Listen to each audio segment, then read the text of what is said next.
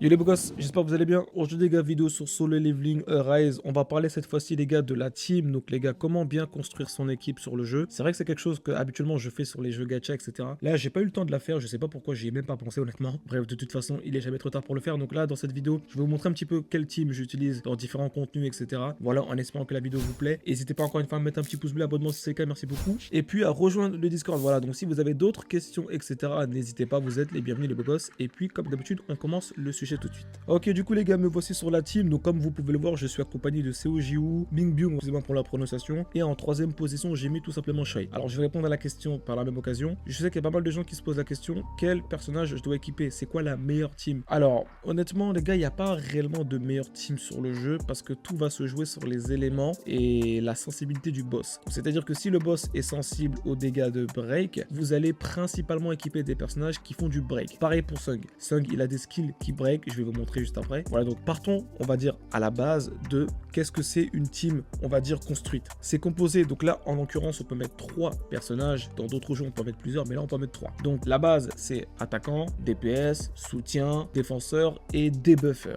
Ok? Donc là, en l'occurrence, vu qu'on peut mettre que 3 personnages, vous avez la possibilité de mettre, je pense que c'est la meilleure des choses à faire, mettre un défenseur, un DPS et un soutien. Voilà. Si vous avez un soutien ou alors un DPS qui peut debuff à la fois, c'est encore mieux. Donc, en l'occurrence, ce qui est le cas de notre ami Choi. Il peut DPS et débuffer l'ennemi. Très intéressant. Je vais pas vous dire tous les kits, etc.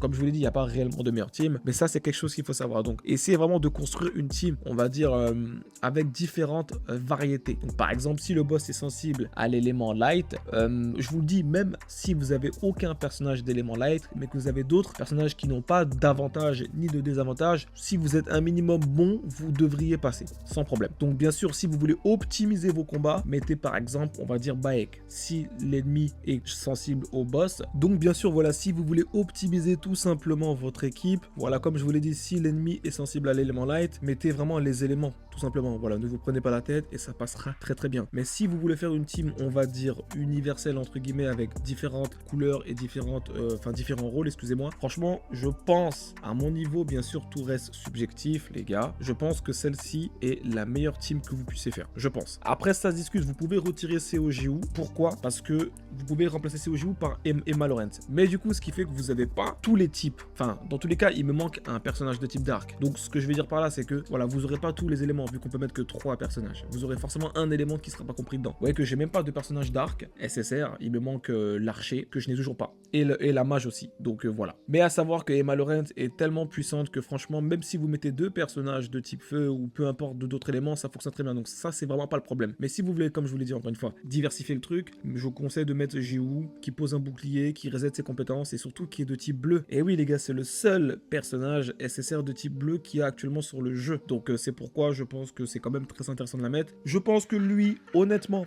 avec du recul, il est indispensable, très sincèrement. En plus, j'ai chopé du coup son premier doublon. Voilà, donc qui lui permet justement d'augmenter le taux crit et les dégâts critiques de 8% pour l'équipe et 12% supplémentaires si les personnages sont de type light. En tout cas, c'est comme ça que je le comprends. Donc, c'est très fort. Donc, c'est-à-dire que si tu joues Baek ou bien potentiellement le prochain personnage Shai, qui sera normalement, de ce qu'on a pu comprendre, de type light, tu joues lui avec Shai, ça va être une singerie monumentale. Vraiment, donc lui, je pense que dans tous les cas, il va être indispensable. Il peut placer un buff, voilà, qui va permettre à ta team de faire beaucoup plus de crit, etc. Il va pouvoir soigner ton équipe, etc. Il est très, très, très puissant. Vraiment, dans les contenus late game là, il va être trop impactant, vraiment. Après Choi, ça se discute. Honnêtement, Choi, ça se discute. Je sais qu'il y a pas mal de gens qui se posent la question, est-ce qu'il faut réellement l'invoquer? Moi, honnêtement, je vous dis, si vous êtes là juste pour, on va dire, kiffer et genre, pas forcément se prendre la tête, le gameplay du personnage, après, comme je l'ai dit, ça reste personnel. Moi, je déteste son gameplay, j'aime pas du tout. Mais sinon, le kit est plutôt intéressant, même très, très intéressant. Il va poser des dots de brûlure et surtout, il va débuff la défense. Donc, comme je vous l'ai dit, c'est un DPS qui va pouvoir débuff à la fois. Donc, on va dire que j'ai entre guillemets un personnage qui fait les deux à la fois. Voilà, parce que le break dev sur le jeu est très puissant. Vraiment, ça se ressent surtout contre des boss. C'est vraiment très impactant. Voilà, donc c'est un très très bon gros personnage DPS qui va pouvoir augmenter sa pénétration, son attaque et sa défense. Vraiment, c'est un très bon DPS qui peut débuffer les ennemis. Voilà, il pose des dots et il break dev. Franchement, c'est très intéressant. En plus, comme je vous l'ai dit, hein, vous pouvez récupérer son arme gratuitement. Donc vraiment, il y a tout qui est fait pour que vraiment vous pouvez le jouer. Donc vous n'êtes pas obligé de mettre dans votre équipe, mais je pense que ça reste quand même très intéressant. Sinon, vous avez l'alternative avec Baek break, qui lui, à contrario, peut aussi break def justement tous les ennemis. Voilà, en plus il fait beaucoup plus de dégâts que CO et Emma Laurent pour un tank, je trouve. Voilà, donc c'est cool. C'est un très très bon personnage breaker, c'est même le meilleur breaker du jeu. Voilà, donc si vous l'avez et que vous voulez l'utiliser, n'hésitez pas. Donc dans ces cas-là, vous mettez Baek, vous mettez tout simplement Ming Byung et vous mettez tout simplement Choi ou un autre personnage. En fait, de toute façon, peu importe. Voilà, mais pour moi, je trouve que la meilleure alternative, c'est celle-ci. Défenseur, attaquant, soutien. En l'occurrence, c'est le cas ici. Après, du coup, je vais parler rapidement des skills et des armes, les gars, vu que c'est basé sur l'équipe aussi. Comme je vous l'ai dit, avec du recul, honnêtement, alors j'ai pas chopé d'autres armes parce que franchement, les autres armes ne m'intéressaient pas, même si elles étaient très intéressantes. Je vous jure que cette arme, comme je vous l'ai dit, celle du bouquin, elle est très très puissante, surtout contre des boss. Plus je la joue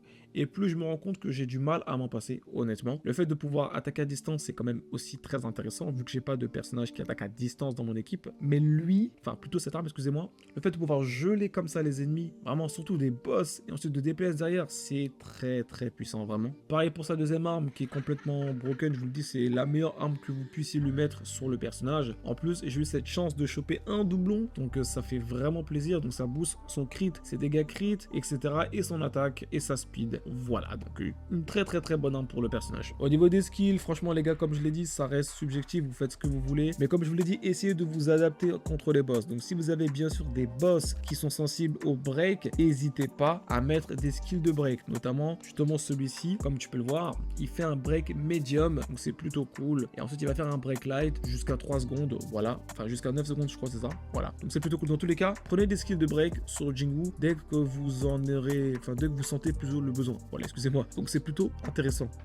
Vous avez aussi cette compétence là, voilà, qui break en plus en heavy. Je pense que celle-ci aussi est quand même indispensable à mettre dans tous les cas. Moi je la laisse dans tous les cas parce qu'elle fait de très très gros dégâts et surtout le break heavy. Donc c'est vraiment très très bon. Pour finir, bien sûr, vous avez les ombres. Donc ça, je voulais faire une vidéo à ce sujet, mais écoutez, je vais vous en parler là rapidement.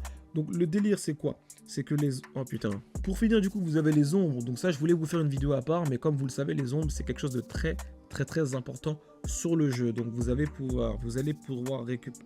Pour finir, du coup, vous avez les ombres. Les ombres, les gars, c'est très important. Je voulais vous faire une vidéo à ce sujet, mais bon, écoutez, on va en parler rapidement. Je pense que c'est quand même la chose la plus importante. Vous allez récupérer cette ressource, justement, dans les gates, etc., qui vont justement permettre d'augmenter la power, justement, de votre ombre. C'est très important. En appuyant sur l'ombre, vous allez pouvoir avoir plus de détails, notamment ce détail-là qui va vous permettre d'augmenter sa power en plus. Donc ça aussi, vous allez pouvoir le récupérer en gate et dans les Battlefield of Time. Ok, donc ça c'est très intéressant.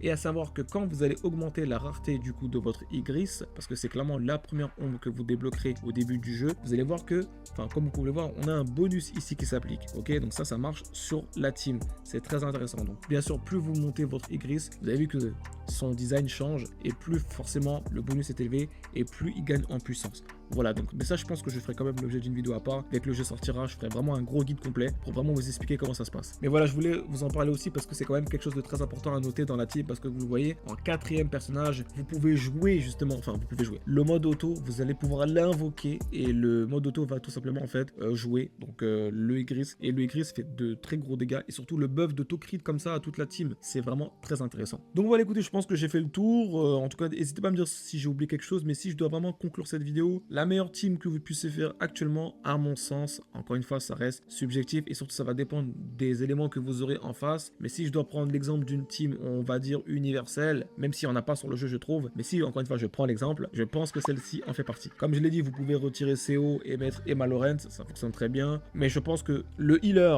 et Choi actuellement, je pense que ils sont quand même, je vais pas dire indispensables. Enfin, Choi, je pense que Choi est quand même dispensable, mais je pense que le soigneur n'est pas dispensable. Je pense que lui, pour le coup, il est vraiment indispensable, vraiment. Il est beaucoup trop fort. Pareil, CO, j'ai l'impression qu'elle devient indispensable. Elle est beaucoup trop forte. Je pense que ceux qui l'ont pas ne pourront pas réellement comprendre le potentiel de ce personnage. Elle est vraiment trop forte. Et écoutez, voilà, c'est la fin de la vidéo. N'hésitez pas encore une fois à me dire ce que vous en pensez. Merci beaucoup de l'avoir suivi jusqu'au bout, vous êtes des goats. Et puis les gars, comme d'habitude, on se dit à très vite pour la suite des beaux gosses. Ciao, ciao.